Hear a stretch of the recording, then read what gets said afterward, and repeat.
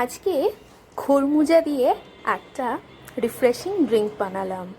সকালবেলা খরমুজা ব্রেকফাস্টে ছিল, তো ভাবলাম কিছুটা খরমুজা দিয়ে একটা রেসিপি করা যাক। তার জন্য খরমুজাটাকে কেটে নিয়েছি, মাঝখানে সিডগুলোকে বের করে দিয়েছি, আর এরকম ছোট ছোট টুকরোগুলোকে একটা মিক্সিং জারে নিয়ে নিয়েছি।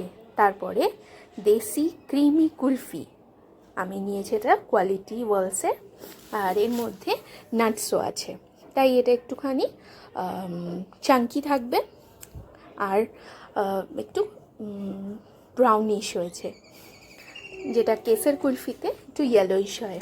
এর মধ্যে দিয়ে দিয়েছি আমি একটু দুধ, আর দুধটা আগে থেকে ফুটানো ছিল, তারপর ঠান্ডা করে নেওয়া। ব্যাস, এবার মিক্সিতে দিয়ে গ্রাইন্ড করে এরকম একটা জারের মধ্যে নিয়ে নিয়েছি। আপনি এই জারের মধ্যে যদি নাও রাখতে চান, নর্মাল খেয়ে নিন।